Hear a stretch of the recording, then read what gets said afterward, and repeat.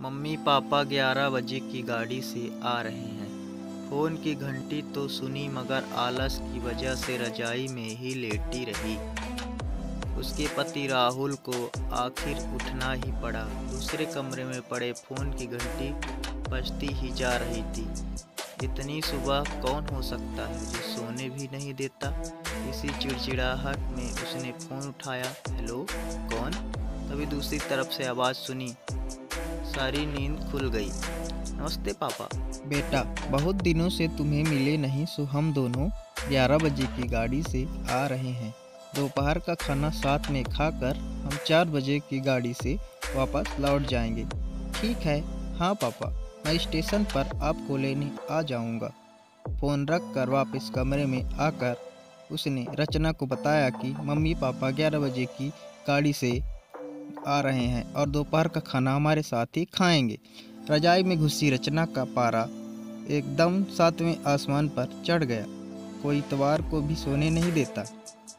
अब सबके लिए खाना बनाओ, पूरी नौकरानी बना दिया है। गुस्से में उठी और बाथरूम में घुसी। राहुल हक्का बक्का होकर उसे देखता ही रह गया।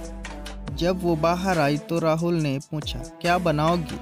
गुस्से में भरी रचना ने तुनक के जवाब दिया, अपने को तल के खिला दूंगी। राहुल चुपचाप रहा और मुस्कुराता हुआ तैयार होने लगा। स्टेशन जो जाना था। थोड़ी देर बाद गुस्सैल रचना को बोलकर वो पापा मम्मी को लेने स्टेशन जा रहा था। वो घर से निकल रहा था। रचना गुस्से में बड़बड़ाते हुए खाना बना रही थी। दाल सब्जी में नमक मसाले ठीक हैं या नहीं की परवाह किए बिना वह करछी चलाने जा रही थी। कच्चा पक्का खाना बना बेसन के पराठे तलने लगी, तो कोई कच्चा तो कोई जला हुआ। आखिर उसने सब कुछ ख़त्म किया, नहाने चली गई।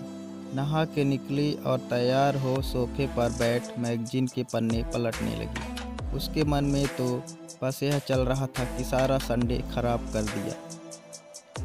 बस अब तो खाएं, आएं और घर जाएं। थोड़ी देर में घंटी बजी तो मैडम ने उठा और दरवाज़ा खोला। दरवाज़ा खुलते ही उसकी आंखें हैरानी से फटी की फटी रह गई और मुंह में एक शब्द भी नहीं निकला। सामने राहुल के नहीं, उसके मम्मी पापा खड़े थे, जिन्हें राहुल स्टेशन से लाने गया था। मम्मी के आगे बढ़कर उसे झिकझोरा और कहा, क्या हुआ? इतनी हैरानी परेशानी में क्यों लग रही हो? क्या राहुल ने बताया नहीं कि हम आ रहे हैं? जैसे मानो रचना की नींद टूटी हो। नहीं मम्मी, उन्होंने तो बताया था, पर चलो आप अंदर तो आओ। राहुल तो अपनी मुस्कुराहट रोक नहीं पा रहा था। कुछ देर इधर उधर की बातें करने में बीत गया। कुछ देर बाद पापा ने कहा, रचना गप्पे ही मारती रहोगी या कुछ खिलाओगी भी? यह सुनकर रचना तो मानो सांप सूंघ गया हो। क्या करती बेचारी, जो अपने हाथों से ही बनाए अध कच्चे और जले हुए खाने को परोसना पड़ा। मम्मी पापा खाना तो खा रहे थे, मगर उसकी आंखों में एक प्रश्न था जिसका वो जवाब ढूंढ रहे थे। आखिर इतना स्वादिष्ट खाना बनाने वाली उनकी बेटी आज उन्हें कैसा खाना खिला रही है?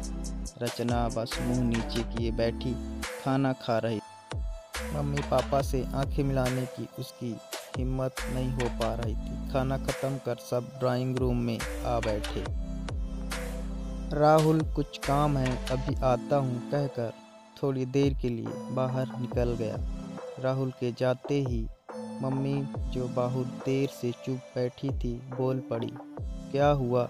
राहुल ने बताया नहीं था कि हम आ रहे हैं? तो अचानक रचना के मुंह से निकल गया।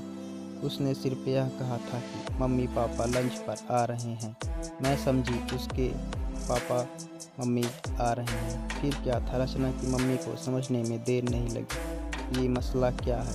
बहुत दुखी मन से उन्होंने रचना को समझाया, बेटी, हम हों या अब उसके मम्मी पापा, तुम्हें सबको बराबर सम्मान देना चाहिए। मम्मी पापा क्या, कोई भी घर पर आए तो खुशी खुशी अपनी हैसियत के हिसाब से उसकी सेवा करनी चाहिए।